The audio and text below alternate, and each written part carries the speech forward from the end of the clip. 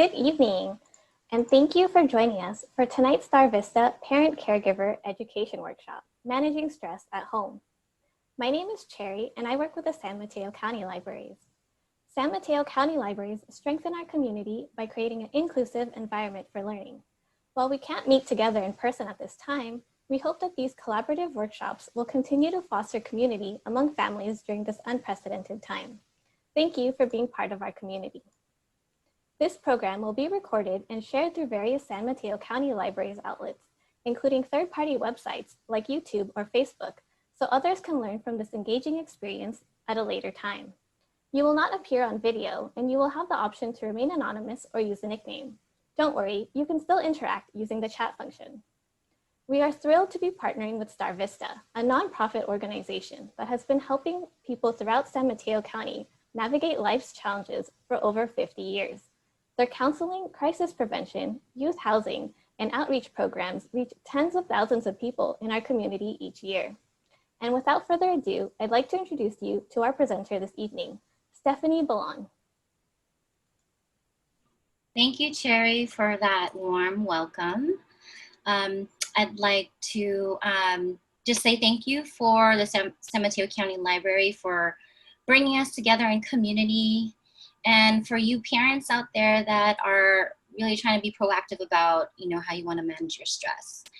Again, my name is Stephanie Ballon. My pronouns are she, her, hers, and I'm a mental health clinician with the Child and Parent Services Program at Star Vista. I just wanted to reiterate what Cherry said about a couple things about housekeeping. This will be recorded, and just so you know, up until the last slide before question and answer, we will be turning off the recording. So you'll have this for your future reference, and then we'll be reviewing the slides and hold off for questions towards the end. So we're looking at about 30 minutes of presenting, and then 10 to 15 minutes of question and answer. So I will go ahead and share my screen so we can begin. So welcome to our workshop on managing parental stress at home, especially during this unprecedented time during COVID. Cherry did a wonderful job of introducing what our agency does, so I will move on. Typically, when we hold these workshops, we'd be in a room together with more of a chance of dialogue, and we would hope that we can lean on the wisdom of in the room. And by no means am I the expert. You are an expert in your own experience. And so as we're going through the slides, I would highly suggest that if you do have any tips or strategies, to please share them. And then if I can, I will read them aloud to share with the rest of the group. So as far as goals of this workshop, we're offering space to learn about how to manage stress and how that impacts our children. And then of course, how we can access community resources to navigate that. So I'd like to start by saying, this is a pretty intuitive idea, but everyone is different. And so with stress, it looks different for everyone. You manage it very differently, and it affects us in varying ways. But we also have different strengths and resiliencies to acknowledge as well. The one thing at the bottom, it says here, if you are concerned about your health, to consult with your primary care doctor. So we just wanted to start with that by saying, if you do have any symptoms or anything that you feel like you need to address, that your physician, primary care physician can address that. And then also to think about this as we're moving through the slides, that it all depends on our cultural background and our upbringing and how stress manifests, okay? I really appreciate this quote by Cleo Wade. She's a poet that I honor. It says here, just a friendly reminder that there's no right way to feel right now. And especially, like I mentioned earlier, during this unprecedented time, we're wearing so many different hats with homeschooling, working, and such. So just to kind of be gentle with yourself about, how to manage your stress, that we are not in the same circumstances that we were pre-COVID. So to expect that we can manage the same way is not as realistic. So hopefully you can hold some compassion with yourself as we go through these slides. But what is stress? So physiologically, it's how our brain and body respond to external stimuli. So any demand like exercise, here it says school, transitions. We've been through so many transitions lately in the last 6 months. So yeah.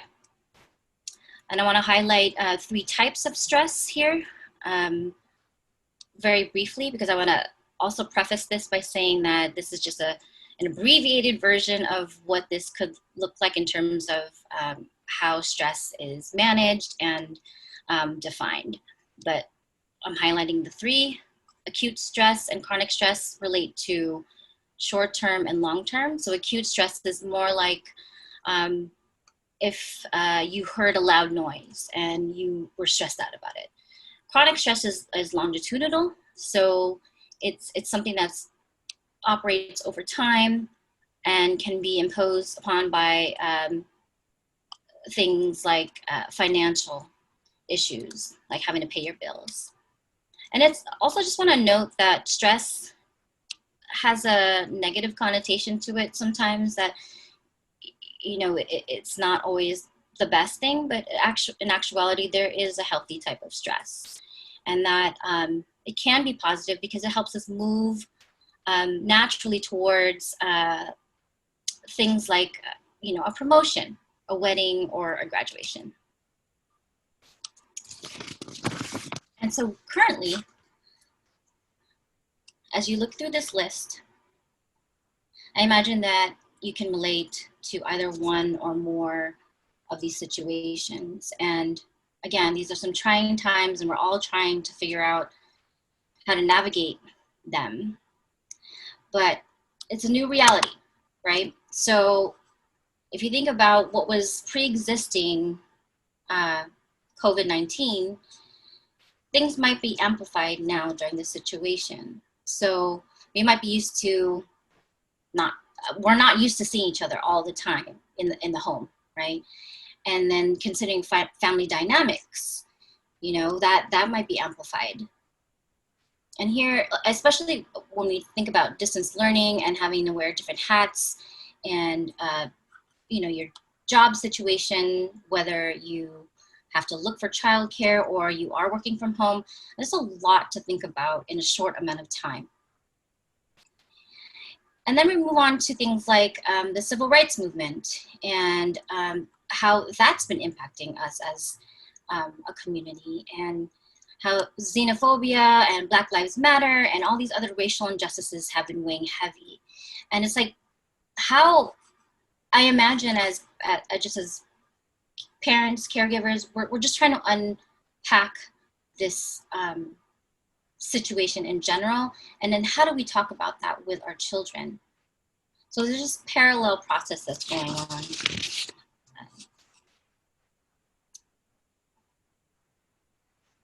So what happens though physiologically? Because when we talk about stress, we think about more like mentally, like what we're thinking about, but there's something happening in our body and particularly in our brain. And so I wanted to make reference to the amygdala. So this is part of the brain. It's commonly referenced as the reptilian brain, and it's responsible for signaling the body to freeze, fight, or flight. Some of you might be familiar or not, but I will give you some references or resources on how to learn more about that. But it's basically in a high stressful moment, our amygdala, that part of our brain, is being signaled. So if you think about you're in a stressful situation, the amygdala's purpose is to hijack our brain and make a split decision on how to react. So for example, I mean, this was useful, you know, way back when we had to survive where we were being attacked by a bear, let's just say, right? So can you imagine, because there's another part of our brain as humans called the prefrontal cortex that's responsible for decision-making processes. And you're asking these questions like, how big is the bear? Can I take it down? And can I run up the tree? And whatnot. What is the logical thing to do here? Before making a decision, before we could possibly be eaten, right? So why do we have this amygdala? We're not constantly being attacked by bears, but depending on our history of trauma and stress, we can be signaled differently when there's an opposing threat. So it serves a noble purpose of survival. And the amygdala has no perception of time and is connected to memory. And there is one book actually I wanted to mention. If you do want to understand your child's brain, it's called The Whole Brain Child by Daniel Siegel, and it talks about like how the process of what happens when you're in stressful moments and you flip your lid and such. So I would highly recommend that. And if you're interested in that, we can include that in the resources. So what do we know about stress? So I want to offer some stats because, again, it's a holistic response. I mean, it's not just mental and emotional, but it's having a physiological impact on your body. And so I don't need to go through all of this, but I mean, the one stat that's striking to me is that there's a 50% increase in stroke if stress increases, right? So when you're looking at like Black, Indigenous communities of color and other marginalized communities, they're at higher risk. So that's just something to consider as we're moving through this. In terms of how it's affecting our children and us as adults, that's the next part of this. So what does it look like? So again, it's physiological. I mean, it can manifest in ways like headaches, stomach aches. You may find that there's a change in sleep. They might have even night terrors, depending developmentally where they are. They may be more clingy and wanting to sleep with you. And definitely like things like change in habits, and maybe an increase, again, depending developmentally in what's quote unquote called tantrums, like behavior changes like yelling, pushing, crying, or being withdrawn. And what we found is that it doesn't look that much different with adults. So it's just a different version of it. The only thing here that is mentioned, not the only thing, but one thing we want to note is forgetfulness and just the inability to focus on daily functioning, you know. So it might not be a surprise to you, or it is hard to focus when you're managing different things in your household with homeschooling and work and other factors relating to health. And then you might see an increase of substance use, right? The one thing that's not on this list is related to social media and news intake. And there's just a lot of information that is circulating, and that also can play a role in increasing the levels of stress, especially if you're used to, in the morning, using your phone and scrolling through your feed. If you do that, or at night before bed, it can be stressful. So how do we manage stress? So just think of your body as this bucket, and stress is consistently flowing into the bucket. And we are trying to not have the bucket overflow. And the thing about it is that every bucket is a different size, depending on gene makeup and environmental factors. We don't know. So there's different responses to how much stress can be held in this bucket. But then the idea is like, how do you ensure that this bucket doesn't overflow? So you need some mechanism to release that stress. And so we have here healthy coping skills that can release the pressure in the bucket. So the more coping skills that we have to ensure that there's a steady flow, because stress is, it's okay. I mean, it's normal. It's typical that stress is going to happen, but how do we manage it, right? How do we get it through and move it through? Because we can't control when they come in, but we can manage the release and the pressure of the bucket so it's not too heavy. Here are some activities for children. You may be already doing this, especially when it comes to homeschooling. I imagine they're integrating some of these techniques. Virtual yoga, my son, so I have a 3-year-old son, and I find that it's helpful to do these activities with him. And it's called cosmic yoga. I don't know if you're familiar, but I mean, I would definitely check it out. YouTube has been a lifesaver. Again, depending on developmentally where your child is at, sensory toys can be very useful. Exercise, gardening. So the point is here is like there's no one size fits all, and to really activate your creative sensibility, because there is limitations obviously to being outside and then restrictions on inside, but maybe there is something you can think about that you already do, like gardening or going on a walk, that you can integrate into the child's managing of stress. Here are some other resources. Nixie and Nimbo and is a YouTube video series that helps to understand managing anxiety. They're very short clips, 1 minute to 2 minutes, super digestible and age appropriate for younger kids. And then Trinka and Sam is a book, similarly, that can share a little bit more about anxiety around COVID. And then this, if you're on Instagram, you follow Malika Garib. She has this really quick comic strip for kids too, and then for parents too. I feel like I learned a lot from this and how to frame it, how to talk about the virus with your children. That's a useful tool to share with them.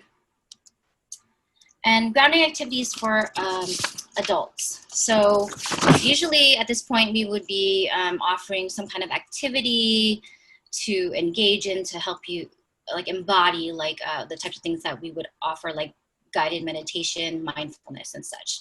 If you look at all of these, again, these might be things you're already doing. When I look at this list, I see moving furniture.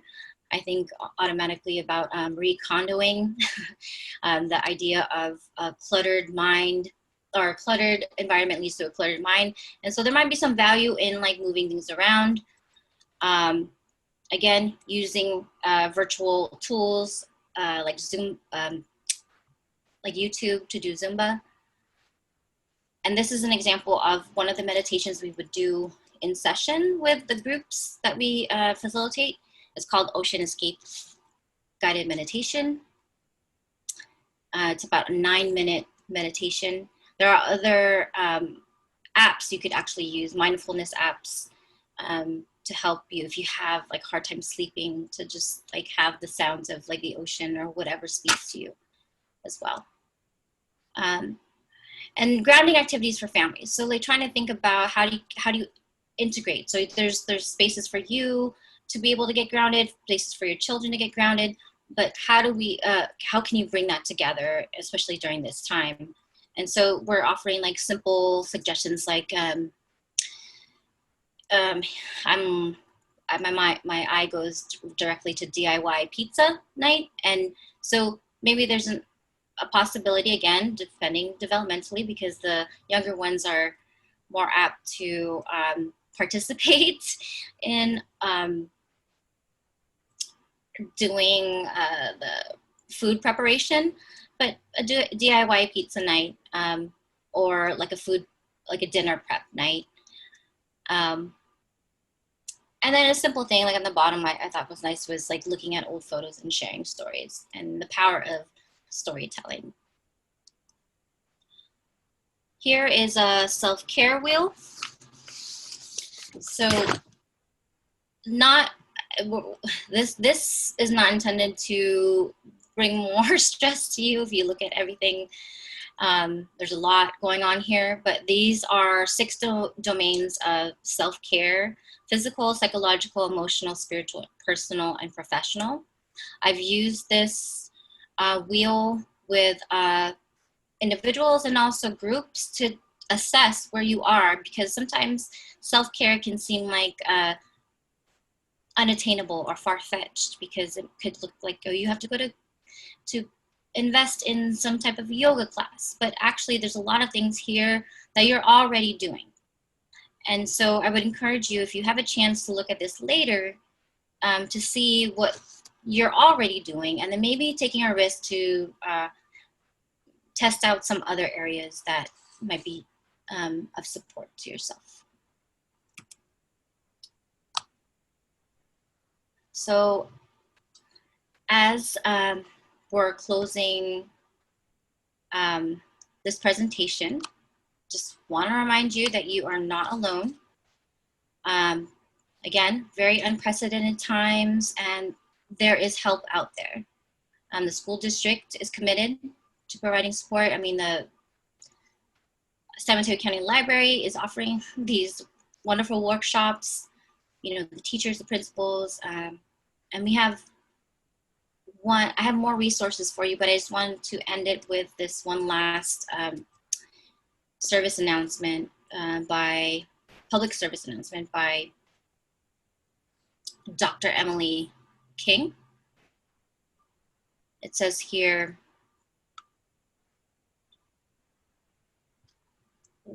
what we are being asked to do is not humanly possible. There's a reason we are either a working parent, a stay-at-home parent, or a part-time working parent. Working, parenting, and teaching are 3 different jobs that cannot be done at the same time. It's not hard because you're doing it wrong. It's hard because it's too much. Do the best you can. When you have to pick, because at some point you will, choose connection, pick playing a game over arguing about an academic assignment, pick teaching your child to do laundry rather than feeling frustrated that they're not helping. Pick laughing and snuggling and reminding them that they are safe. If you're stressed, lower your expectations where you can and virtually reach out for social connection. We are in this together to stay well. That means mentally well too.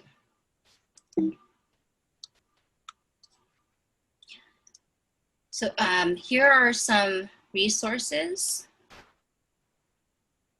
that you can access for financial assistance. We're naming here Samaritan House, and then as well for local food banks.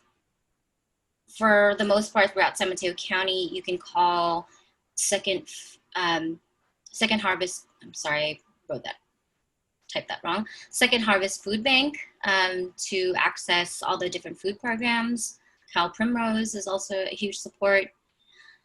In the moment, if you have any issues where you need to talk to someone, the Parent Support and Crisis Line through Star Vista, we have 579-0305. And then in terms of emergency shelter, Samaritan House or any other core agency. And then if you or yourself you know anyone, or you yourself are experiencing any form of domestic violence, Cora offers emergency shelter, therapy, and then legal support. And the number is there. Here's some other,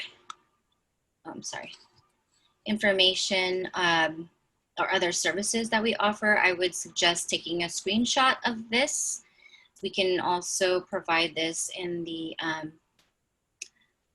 email to respond to everyone. But again, different access specifically for parents and caregivers. I highly recommend HealthyChildrenorg. It has, you can pretty much enter, any situation that you're going through, and it can come up with an article that can support you. And that is it. So I will open it for questions or comments. So I guess we will move on to the QA section. But at the end of this session, we really would appreciate if you can offer some valuable feedback, so we can tailor the content accordingly to your benefit. And the link will be provided in the Zoom chat. So thank you. Thank you, Steph, for that very informative and valuable presentation. We do have a few questions for you. Someone asked where we can find resources, where we can find these resource lists, like a book list, in addition to the ones you mentioned. Oh, can I answer now? Can you hear me okay? Yeah. Okay. So asking where can you find this information list? We can send you the information list that I posted on the presentation, as well as offering us a link to this booklet that can offer a wide range of resources, not just pertaining to mental health, but like basic need. Awesome. Someone else also asked, what are more activities we can do at home during times like this with COVID, fires, and the heat wave? I'm curious about, like, if there's anyone in the room. We have 20 participants. Can we see if anyone has ideas about, like, what has worked for them?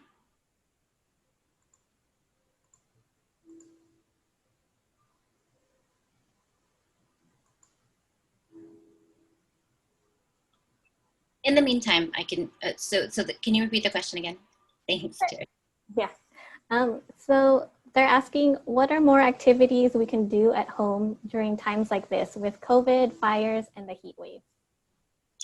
Yeah, it's a really good question. I'm still trying to figure that out with my my son, and we are in the process of compiling a list of things, and we can again provide a list through that email that you sent to everyone that participated. But I would say, it's really difficult, especially with the air quality, because we're trying to lean on going outside locally, safely, obviously with social distancing. But then now, like with the fires, it's difficult. But I'm imagining that we can figure out something together. So. Yeah, someone mentioned in the chat music dancing. Music dance, yes. We've done karaoke. So dance parties, yes. We've done a lot of dance parties, and art making with cardboard boxes that, here we go. I hear someone says, when it comes to grounding exercise, I have found visiting local parks and physical exercise to be beneficial. Additionally, my garage has become the latest fun room. Great. Yeah, so it's like really tapping into your creative sensibility. movie marathons, rewatching Harry Potter and Star Wars series. Yeah. Oh, and maybe the one thing that also, instead of just watching the movie, but creating a theater. So I saw that with some families where they created like a theater with kind of like when you make a fort, but with blankets and such. That's such a great like at home activity to do. Mm-hmm. Um, But I don't have all the answers. I mean, I wish I did because I'm still learning. And again, appreciate all your ideas. And we're hoping to pass that along, like, to you when we can. Someone also asked if you could share more about Star Vista and the resources you provide to the community. Oh, okay. Right. So Star Vista offers, so we have over 30 programs. And like maybe you weren't available during the beginning of the session, but we address all the ages and stages of development. And so anything that you need in terms of like mental health, we're able to support, like therapy, skill building, peer support group, things like that. Also, someone asked, are Star Vista's resources free? Most of them are free. And I will be honest, because we have over 30 programs, I can't say for sure that there's not some that are sliding scale. But like, for instance, our program for child and parent services, it's free. So we offer 6 to 8 sessions with the parents on like working on solution focused therapy. All right, it looks like we don't have any more questions. So we just want to thank you all again for joining us this evening. And before you leave, please take a moment to complete our short survey, as we'd love to hear what worked for you and what didn't, and what topics you'd like us to feature in the future. This is the first in a series of parent caregiver education workshops led by Star Vista. This workshop has been recorded and will be made available for viewing on our YouTube channel for those who may have been unable to attend tonight, or for those who'd like to revisit the resources mentioned. If you're interested in attending future workshops in the series, please visit our website, www.smcl.org, or click the link in the chat. Thank you and have a good night.